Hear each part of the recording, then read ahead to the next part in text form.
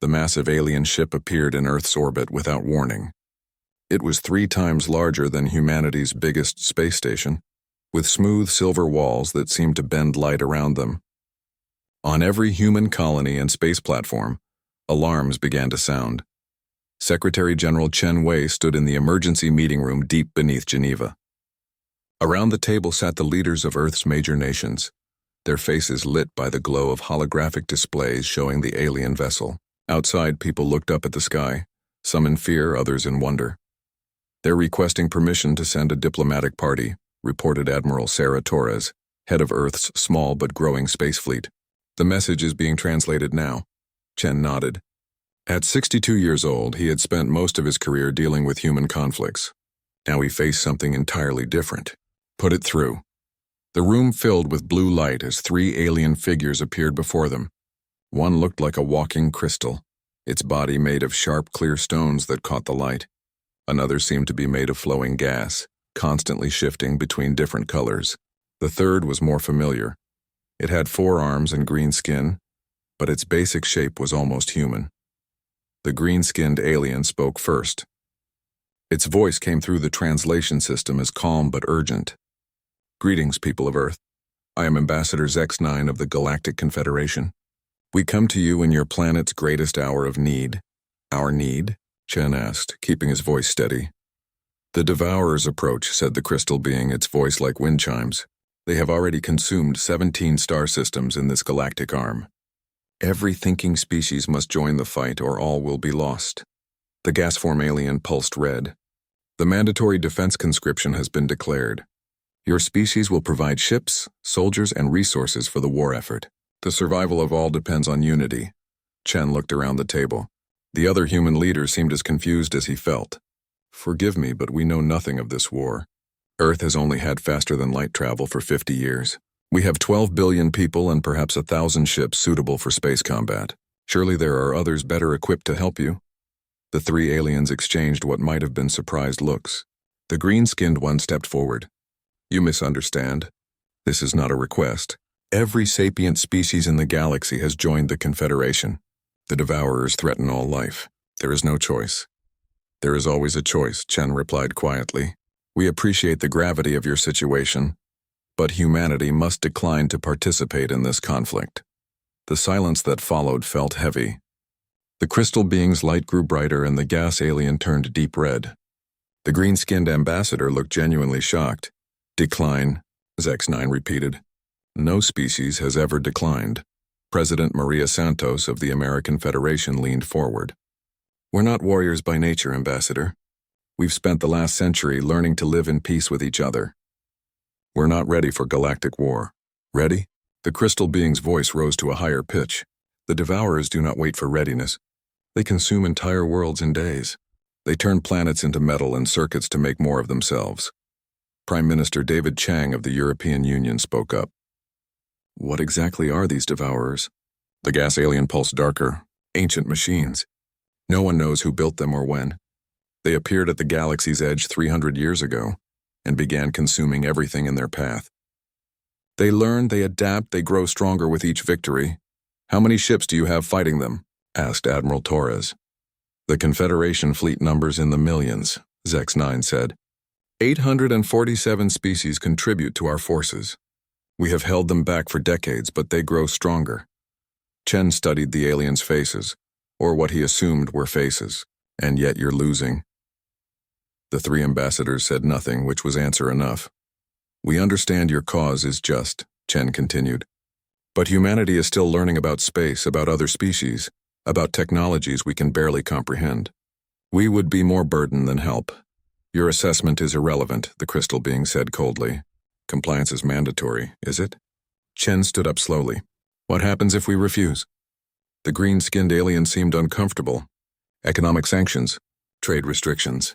You would be marked as non-compliant. No member of the Confederation would be permitted to share technology or resources with you, added the gas alien. We understand, Chen said, and we're sorry for the losses you've suffered. But our answer remains no. The crystal being's light flashed angrily. You would hide behind your yellow star while the galaxy burns?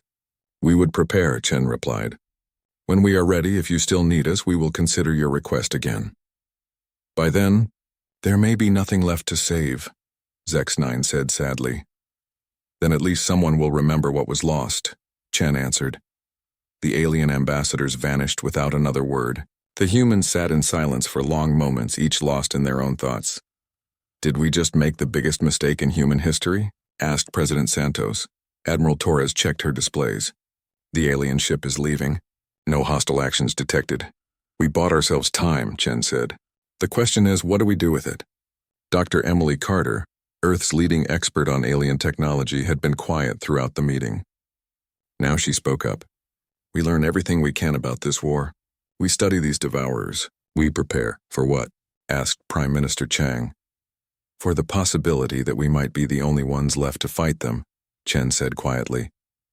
Over the next few hours, reports came in from across human space. The alien ship had visited every major human colony and station, delivering the same message. Everywhere the answer had been the same. No. In the orbital shipyards above Luna, construction of new vessels continued. The ships being built were unlike anything the Confederation had seen.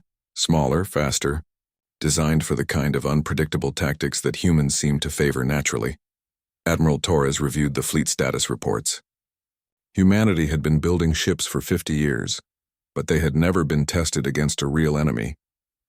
Their designs emphasized speed, flexibility, and what military strategists called tactical creativity, the ability to improvise when plans failed. Think they'll be back? Asked Colonel James Martinez, Torres' second-in-command. Eventually, Torres replied. The question is whether they'll come as friends or enemies. Meanwhile, on distant worlds throughout the galaxy, the news spread quickly. For the first time in 3 centuries, a species had refused to join the war effort. Some Confederation members were outraged. Others were curious. A few wondered if the humans might know something the rest of them didn't. In the deep space between stars, massive shapes moved through the darkness. The Devourers continued their slow, methodical advance toward the galactic core. They had consumed thousands of worlds, processed billions of lives into raw materials for their endless expansion. And now they had detected something new.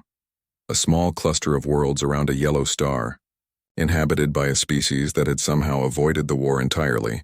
The machine's collective intelligence filed this information away.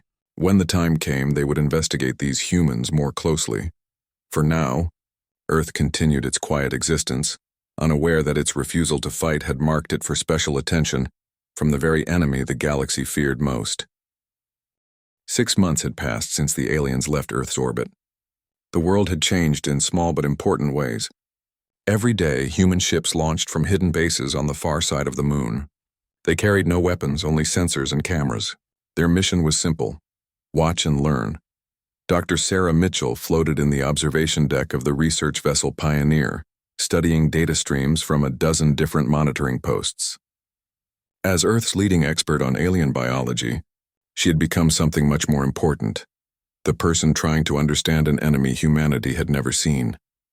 Another battle in the Kepler sector, reported Lieutenant Kim Chen, the ship's communications officer. Confederation forces are retreating again. Sarah pulled up the tactical display. Red dots marked Devourer positions.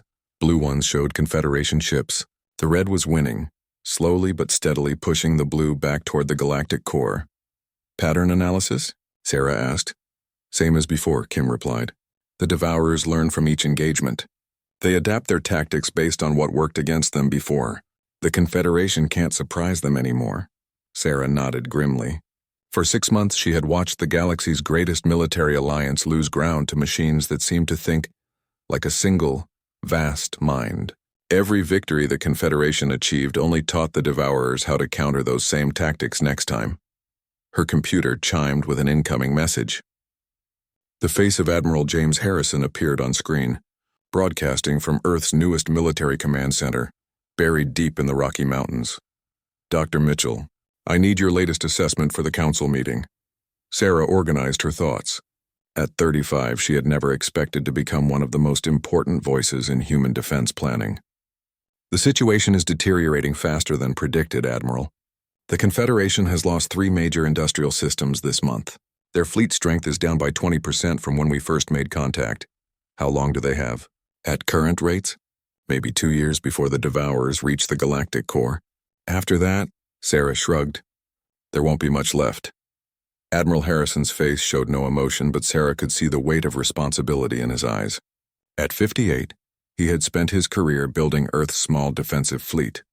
Now that fleet might be the last hope of free will in the galaxy. What about our own preparations? Harrison asked. The Silent Fleet is growing, Sarah replied. The Silent Fleet was humanity's secret weapon, if you could call something so uncertain a weapon. 300 ships designed around human strengths, unpredictability, adaptability, and what other species called tactical insanity. The quantum tunneling drives are working better than expected, she continued. We can appear anywhere in a star system without warning.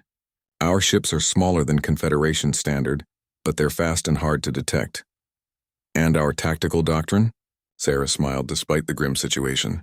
Complete chaos just like you ordered. No two ships follow the same attack pattern. No standardized formations. Every captain has complete freedom to engage however they think best. Harrison nodded. Other species found human military thinking disturbing. The idea of giving individual commanders complete tactical freedom horrified most alien military minds. But humans had learned through centuries of warfare that the best battle plan often involved abandoning the plan entirely. Any word from our observers in Confederation space? Captain Rodriguez reports from the front lines. The Confederation is getting desperate. They're asking for volunteers for suicide missions now. Species that have never seen combat are being thrown into battle with minimal training. Sarah pulled up another display showing refugee movements. We're also seeing massive population shifts. Entire civilizations are abandoning their homeworlds ahead of the Devourer advance. Some are heading this way. How many? Maybe 50 million beings so far. Mix of species. Crystal-based Zephyrians, gas-form ethereals, some of those green-skinned Kelikans. They're not military, just civilians fleeing the war zone. Harrison considered this. Earth had always been welcoming to refugees. But 50 million alien beings would strain even human generosity. Recommendations? Let them come, Sarah said without hesitation. We learn more about galactic civilization from refugees than from any other source. Plus, some of them have technical knowledge we can use. The Council won't like the cost. The Council doesn't understand what we're facing, Sarah replied. These refugees have seen the Devourers up close. They know how the machines operate. That information could save us all. The communication ended, leaving Sarah alone with her thoughts and the endless stream of battle reports.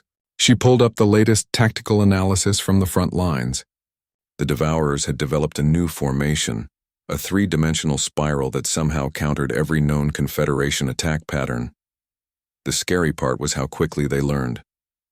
After each battle, the machines processed what they had experienced and shared it across their entire network. They made no mistakes twice. Every Confederation victory was immediately analyzed and countered. Dr. Mitchell? Kim's voice interrupted her thoughts. We're getting a priority message from Earth. The Zephyrian refugee fleet has arrived in the Sol system. Sarah felt her heart speed up. The Zephyrians were one of the galaxy's oldest and most advanced species. If they were fleeing, things must be even worse than the report suggested. How many ships? 15 vessels carrying approximately 2 million beings. They're requesting permission to enter Earth orbit. Grant it, Sarah said immediately, and prepare a medical team. Crystal-based life forms have very specific environmental needs. As the Pioneer changed course toward Earth, Sarah reviewed what little humanity knew about Zephyrian biology. They were living crystals, essentially. Creatures of silicon and trace minerals who thought at the speed of light and had perfect memories. They had been fighting the Devourers longer than almost any other species. 3 days later, Sarah stood in the refugee processing center that had been hastily constructed in Earth's orbital ring. Around her, thousands of Zephyrians waited in specially designed environmental chambers that maintained the exact temperature and electromagnetic conditions they needed to survive. One of them approached. Her, a being about 7 feet tall, made of what looked like clear diamond with veins of silver running through its structure. When it spoke, its voice came through a translation device as precise and emotionless as a computer. You are the human scientist studying the war, it said. Not a question. I am Dr. Sarah Mitchell. And you are? Designation Keeper of Military Sequences 7 Alpha. I commanded the defense of Zephyros Prime until its fall 3 cycles ago. Sarah's breath caught. Zephyros Prime had been one of the most heavily defended worlds in the galaxy. If it had fallen, I need to know what happened, she said. The Zephyrian's light pulsed in what might have been sadness. The Devourers sent 7,000 ships against our defenses. We had 12,000 vessels, orbital platforms, planetary shields. We should have won easily, but they did not attack as we expected. They sacrificed their first wave to learn our defensive patterns. Then they adapted. By the 4th day, they were countering our moves before we made them. Sarah felt cold. How many civilians escaped? Perhaps 10%. The rest were processed into raw materials for new Devourer units. The word processed hit Sarah like a physical blow. 2 billion Zephyrians, each one a creature of living crystal who had existed for centuries, reduced to metal and circuits. I need to ask you something important, Sarah said. Why didn't the Confederation develop counter-adaptation tactics? The Zephyrian's light dimmed. Because we always fought the same way. Logic, efficiency, proven tactics. We cannot conceive of abandoning successful strategies. But humans can? Your species is different. Your military observers have been watching our battles. They take notes on what we do wrong, not what we do right. This is incomprehensible to us, Sarah smiled grimly. That's because we're used to being the underdogs. We've learned that when you can't win by the rules, you change the rules. The Confederation leadership believes this is primitive thinking. The Confederation leadership is losing the war. The Zephyrian considered this for a long moment. There are rumors among the refugee fleets. Stories of a human fleet that fights like madness itself. Ships that retreat forward into enemy formations. Captains who abandon their vessels not in cowardice but as weapons. Where did you hear this? From the few Confederation survivors who have encountered your observers. They describe human tactics as chaos with purpose. Sarah nodded. That was exactly what Admiral Harrison had been building. A fleet that could fight in ways no logical enemy could predict or counter. If the Devourers come to this system, the Zephyrian said quietly. Will you run as we did? Sarah looked out through the transparent aluminum of the station wall at Earth, hanging in space below, blue and green and white. So different from the crystal worlds or gas planets most other species called home. No, she said finally. If they come here, we'll show them something they've never seen before. What is that? A species that's really good at making things up as we go along. The emergency alert woke Sarah from her first deep sleep in 3 days. Red lights flashed throughout the Pioneer as she stumbled to the command deck. Around her, the crew moved with practiced efficiency, even though the ship had been designed for research, not war. What's happening? She asked Kim, who was already at the communication station. 3 major Confederation worlds have gone dark in the last 6 hours. Kim replied, her voice tight with stress. Zephyros Secondary, the gas giant colonies of Ethereal Prime and the manufacturing world of Pharaoh 9. Sarah felt her stomach drop. 3 worlds. Billions of lives. Gone in 6 hours. Are we sure they've fallen? The quantum communications networks went dead at 300, 445, and 627 respectively. That's the signature of Devourer system occupation. The data streams flooding Sarah's screens painted a terrifying picture. The Devourers had launched their largest coordinated assault yet, hitting 3 critical worlds simultaneously. The Confederation's response had been swift but predictable. Standard defensive formations, proven tactics, logical troop deployments. It hadn't mattered. The machines had learned too well. Dr. Mitchell, came Admiral Harrison's voice over the communication system. I need you back on Earth immediately. We have refugees incoming, and they're not in good shape. The journey back to Earth took 18 hours. During the trip, Sarah reviewed intelligence reports that made her feel sick. The 3 worlds hadn't just been conquered. They had been completely consumed. Every building, every ship, every living being had been broken down into raw materials to build more Devourer units. When Sarah arrived at the refugee processing station, she found chaos. Thousands of alien beings filled every available space, many of them injured, all of them traumatized. The sounds were overwhelming. Crystal beings chiming in distress. Gas-form creatures pulsing emergency colors. Biological species making sounds of grief in languages the translators couldn't handle. She found Dr. Elena Vasquez. Earth's head of refugee affairs trying to coordinate medical treatment for a group of wounded Calican soldiers. How many? Sarah asked. About 30,000 survivors from all three worlds combined, Elena replied without looking up. Out of maybe 15 billion total population. The number hit Sarah like a physical blow. 30,000 survivors, 15 billion dead. Where are the military commanders? Medical Base 7.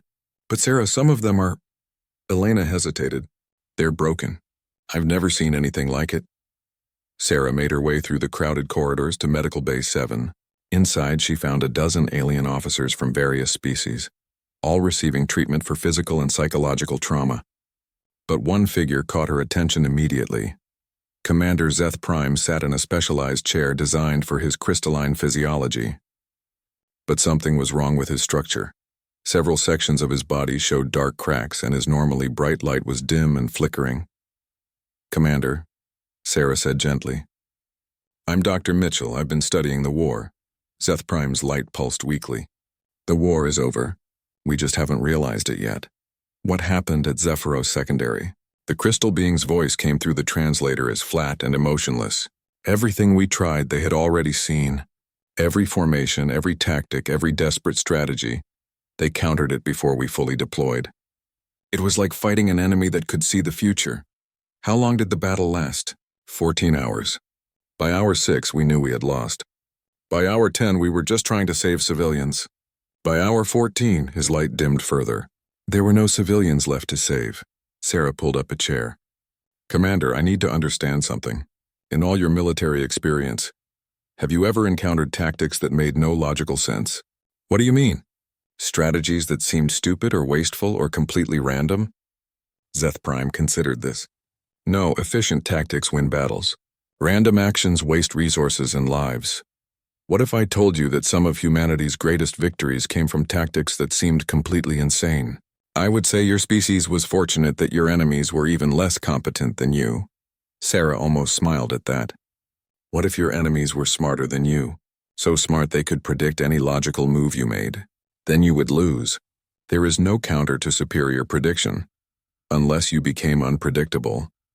Zeth Prime's light flickered in what might have been confusion. Unpredictable tactics are inefficient tactics. "Commander, what if efficiency isn't the goal? What if the goal is just to win?" Before Zeth Prime could respond, alarms began sounding throughout the station. Sarah's personal communicator crackled to life. "All senior staff to emergency stations. This is not a drill." Sarah ran to the command center where she found Admiral Harrison staring at a tactical display that made her blood run cold. A massive red dot was moving through space toward the Sol system. "Devourer fleet," Harrison said without preamble. 800 ships, including some designs we've never seen before. They'll reach the outer system in 72 hours. "Are they heading here specifically?" Sarah asked. "Unknown. But they changed course after the refugee fleets arrived. It's possible they're tracking the quantum signatures." Secretary General Chen Wei appeared on the main screen, broadcasting from the emergency bunker in Geneva. "Admiral, what are our options?" "Fight or run," Harrison replied bluntly. "We can evacuate as many people as possible, or we can make our stand here." "How many could we evacuate?" "Maybe 50 million humans plus the refugee populations. But that would mean abandoning Earth itself." The room fell silent. Sarah looked around at the faces of humanity's leaders, people who had spent months preparing for this moment, but who still seemed stunned now that it had arrived. "What about the silent fleet?" Chen asked. 300 ships against 800. Not good odds. "Since when do humans worry about odds?" Sarah found herself saying. Everyone turned to look at her. "I'm sorry, I didn't mean to interrupt. But I've been studying this war for months. Every species fights the same way. Logically, efficiently, predictably. And every species loses, your point?" Chen asked. "We're not every species. We're humans. We do things differently." Admiral Harrison nodded slowly. "Dr. Mitchell is right. Our entire tactical doctrine is based on being unpredictable. If we run now, we'll never know if it would have worked. And if it doesn't work, we all die," pointed out Defense Minister Williams. "If we run, everyone dies eventually anyway," Sarah replied. "The Devourers will just hunt us down later after they've learned how to counter refugee evacuation patterns." Chen was quiet for a long moment. "Admiral, how confident are you in our fleet?" "Confident? Not at all. But these machines have never faced human tactics before. They've been learning to counter logical military thinking. We might be the one thing they're not prepared for. Because we're illogical? Because we're creatively insane, Harrison corrected with a slight smile. Secretary General Chen looked around the room one more time. All in favor of making our stand here?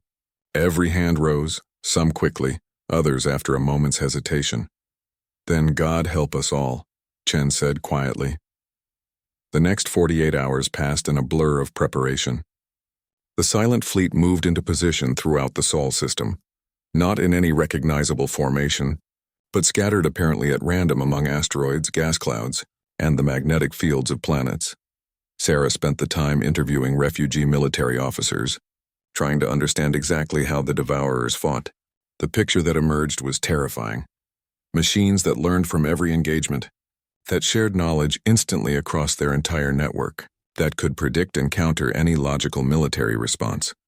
They'll expect us to defend Earth directly, she told Admiral Harrison during one planning session.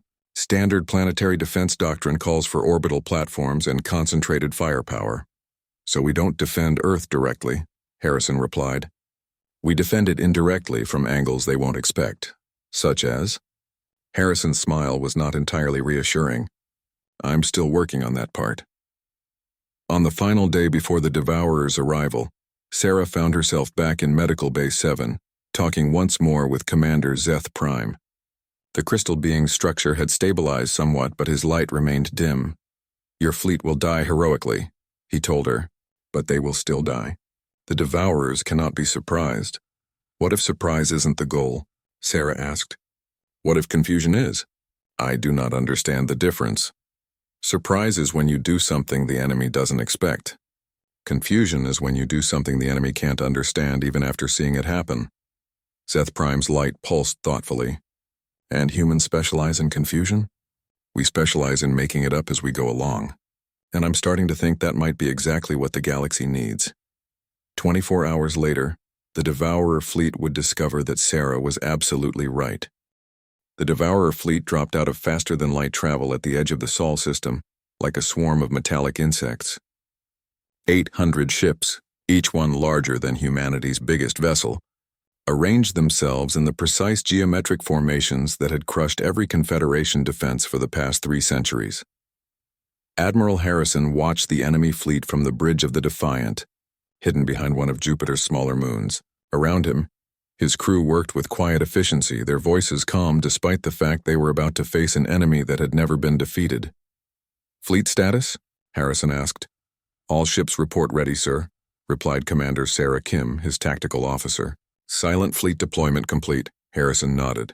300 human ships scattered throughout the solar system, each one positioned according to no logical pattern whatsoever. Some hid behind asteroids, others drifted in the solar wind pretending to be space debris. A few actually sat on planetary surfaces waiting for the moment to launch. Devourer fleet composition. Standard pattern, Kim reported. Heavy assault units in front processing ships behind them. Command vessels in the center. It's identical to the formation that took Zephyros secondary. Of course it is, Harrison muttered. They use what works. Dr. Mitchell, are you getting all this? Dr. Sarah Mitchell's voice came through the communication system from her observation post on Luna. Recording everything, Admiral. The refugee commanders are here with me, providing tactical analysis. What do they think? Commander Zeth Prime says this is the standard Devourer conquest pattern. They'll scan the system, identify all human assets, then advance in a coordinated assault that eliminates resistance and begins immediate resource processing. Harrison checked his tactical display. The Devourer fleet was moving inward at a steady pace, their sensors sweeping the system methodically. So far, they had detected the orbital stations around Earth and Mars, the mining operations in the asteroid belt, and the major population centers. What they hadn't detected were the 300 ships of the Silent Fleet. Sir, came a voice from the communications station. We're receiving a transmission from the Devourer fleet. They're demanding our surrender. Put it through. The main screen filled with the image of a Devourer command unit. A machine roughly humanoid in shape, but made of flowing metal and blinking lights. When it spoke, its voice was flat and emotionless.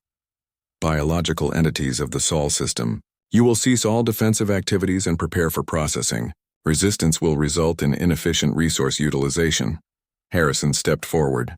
This is Admiral James Harrison of the Earth Defense Fleet. We decline your generous offer. The machine paused for exactly 1.7 seconds and long, enough to process this unexpected response and compare it to historical data. Species designation, human. Previous contact indicates non-participation in galactic conflict. Query, why do you resist now? Because you picked the wrong enemy, Harrison replied. Another pause. Clarification required. Tactical analysis indicates human military capability insufficient for effective resistance. Harrison smiled.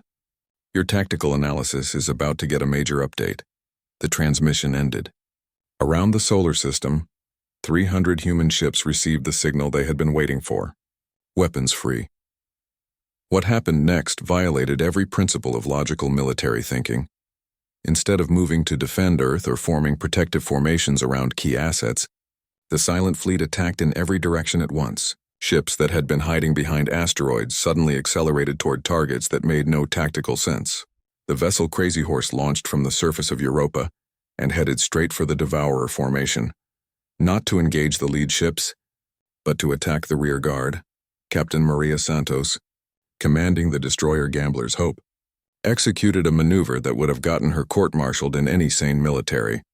She rammed her ship directly into a Devourer heavy cruiser at full speed, ejecting her crew in escape pods at the last second. But the escape pods weren't fleeing. They were disguised fighters that activated their weapon systems and began strafing the enemy formation from inside their own lines. The Devourer fleet's response was immediate and predictable. They began counter-maneuvers based on 3 centuries of combat experience, moving to contain what appeared to be a chaotic but ultimately suicidal human assault. Then things got worse for the machines. Captain Li Chen, commanding the frigate Lucky Break, had positioned his ship inside Saturn's rings. As the Devourer fleet moved inward, he activated a device that no sane military engineer would ever approve, a gravity bomb that destabilized one of Saturn's moons. The resulting debris field didn't just block sensors.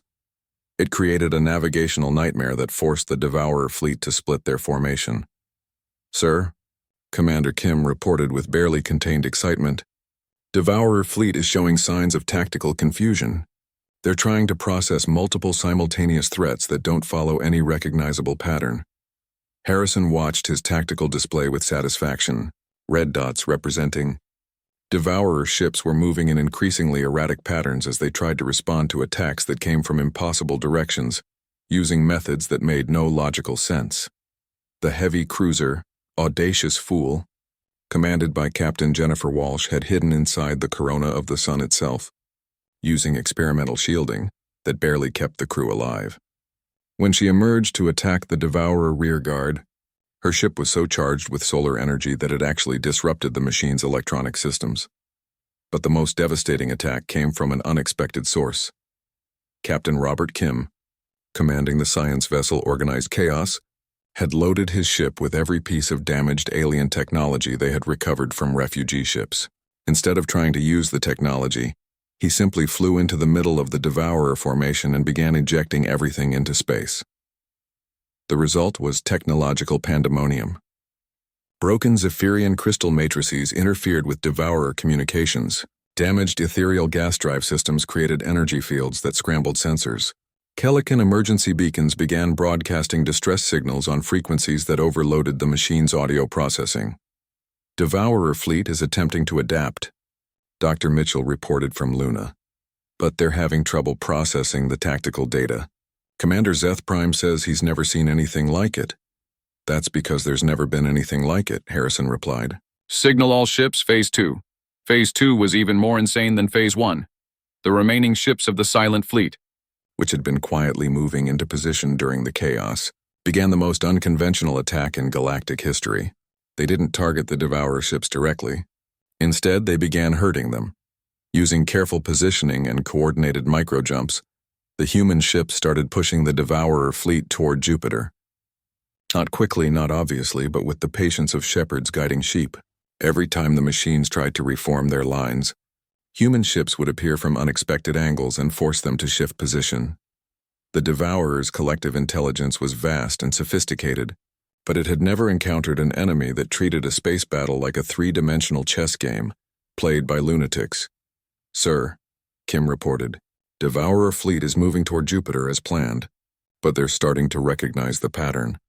How long until they adapt? Unknown. They're processing data faster than our computers can track." Harrison checked his chronometer. The battle had been raging for 6 hours, and so far the humans had lost 30 ships, while destroying or disabling over 200 Devourer vessels. By any logical measure, they were winning, but logic was exactly what the Devourers were counting on. "All ships," Harrison broadcast, "execute kamikaze protocol. Around the solar system, every remaining human captain made the same decision their ancestors had made in countless desperate battles. They stopped trying to survive and started trying to win." The destroyer Wildcard, already damaged and venting atmosphere, crashed directly into a Devourer command ship.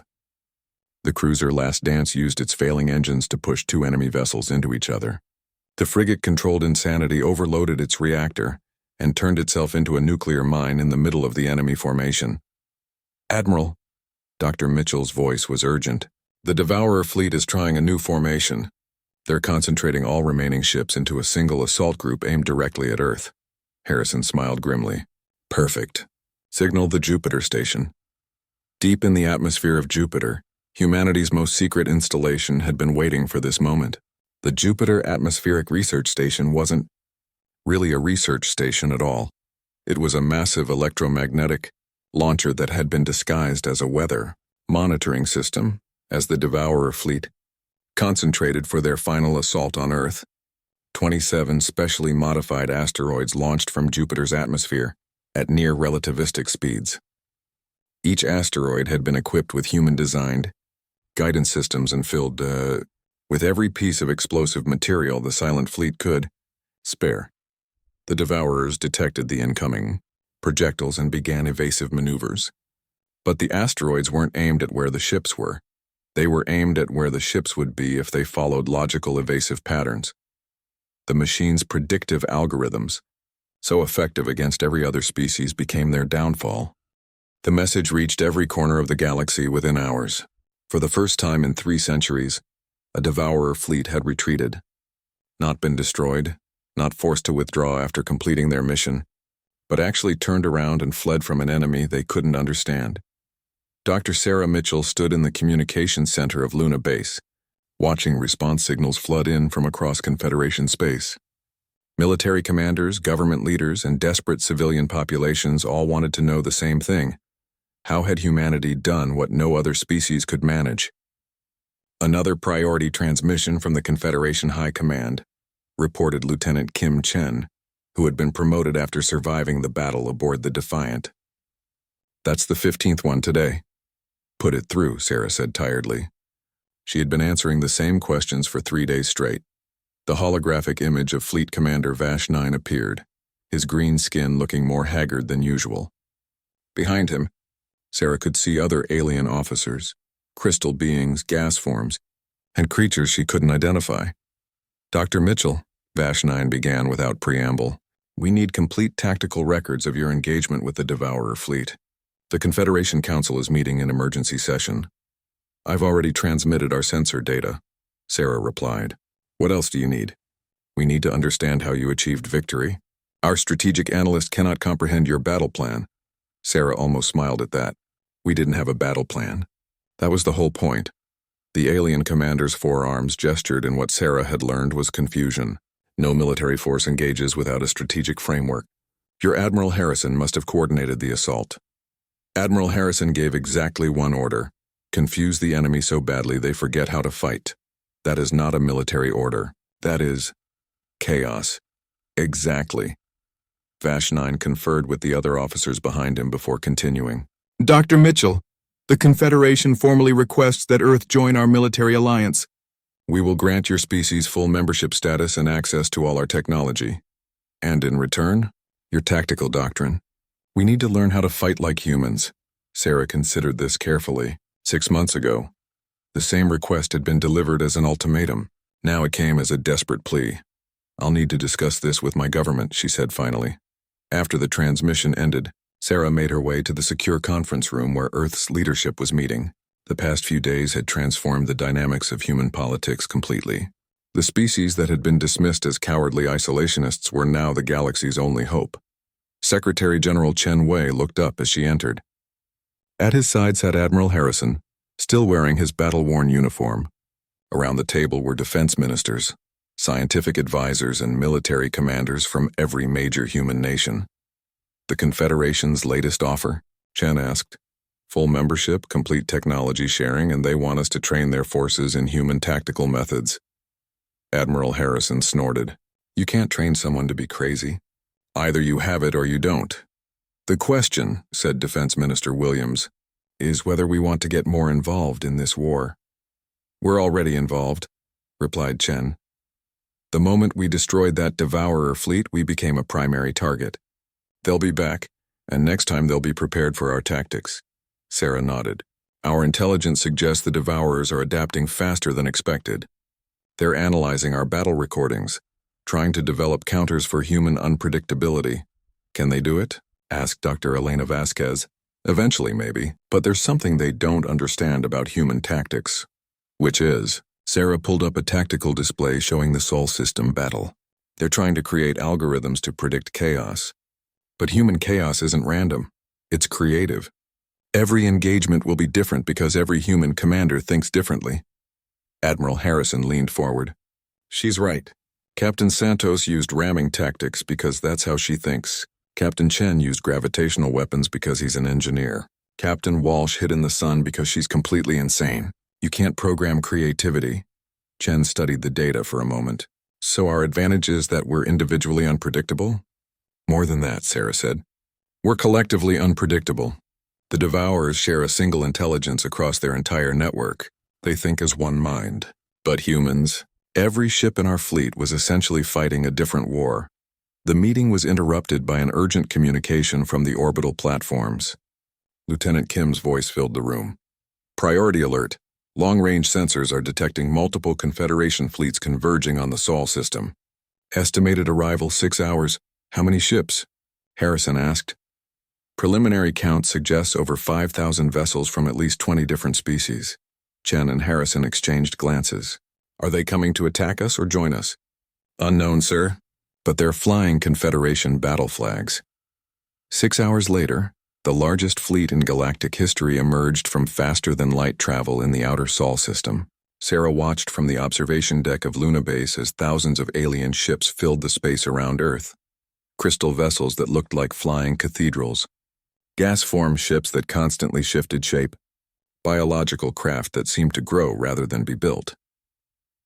The communication came from the massive dreadnought at the center of the formation. Fleet Admiral Keth Prime, the highest-ranking military officer in the Confederation, appeared on the main screen. People of Earth, the crystal being's voice rang with formal authority. The Galactic Confederation formally requests your assistance in ending the Devourer threat. We're listening, Chen replied. Our combined fleets represent the largest military force ever assembled, but our recent defeats have proven that conventional tactics cannot defeat the enemy. We require your unconventional methods. Admiral Harrison stepped forward. You want us to teach your forces to fight like humans? We want you to lead them. The silence that followed was deafening. Sarah looked around the room at the faces of Earth's leaders, seeing the weight of galactic civilization settling on their shoulders. You're asking us to command alien forces in a war we refuse to join, Chen said carefully.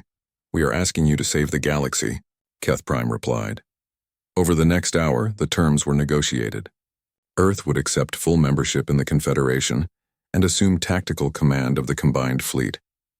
In return, humanity would have access to all galactic technology and the resources of 847 worlds. But the real negotiation happened between Admiral Harrison and the alien military commanders.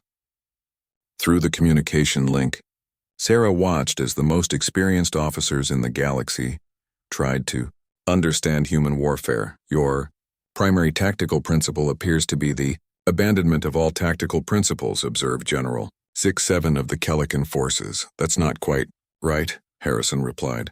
Our principle is that every situation requires a unique solution. What worked yesterday won't work today. But how do you coordinate multiple ships without standardized procedures? You don't coordinate them. You give them a general objective and let them figure out how to achieve it. The Crystal Commander's light flickered with confusion. This seems inefficient. Efficiency isn't the goal. Victory is the goal. Sarah found herself thinking about the refugee conversations she'd had over the past months. Every alien species she'd met approached problems the same way. Logically, systematically, predictably. It wasn't their fault. It was how their minds worked. But humans were different. Humans looked at a problem and asked not, what's the logical solution? But what's a solution that might actually work? Admiral Harrison, came another voice, this one from a gas form commander. What if our forces cannot adapt to your methods? Then we'll adapt our methods to your forces, Harrison replied. That's what humans do, we improvise. The final agreement was signed 3 days later. Admiral Harrison was appointed Supreme Tactical Commander of the Combined Confederation Fleet, with full authority to reorganize, retrain, and redeploy forces as needed. The transformation began immediately. Instead of the rigid formations that had dominated galactic warfare for millennia, Harrison organized the alien fleets into small independent squadrons. Each squadron was given a human advisor, usually a captain or commander who had survived the Sol system battle. Captain Santos, now promoted to Commodore, found herself teaching crystal-based commanders how to think creatively. Captain Chen worked with gas-form tacticians on the art of improvisation. Captain Walsh, promoted despite her commanding officer's continued concerns about her sanity, specialized in training alien crews in what the military had started calling constructive desperation. But the real test came 2 months later, when Devourer scouts probed the Kepler system. The battle that followed was unlike anything the galaxy had ever seen. Instead of the massive fleet engagements that had characterized the war, the confrontation broke down into dozens of smaller actions spread across multiple star systems. A squadron of Zephyrian crystal ships, advised by human tactical officers, used their light-speed communication to coordinate attacks that appeared completely random, but were actually precisely timed to create maximum confusion. Ethereal gas-form vessels, working with human engineers, developed the ability to change their physical composition mid-battle,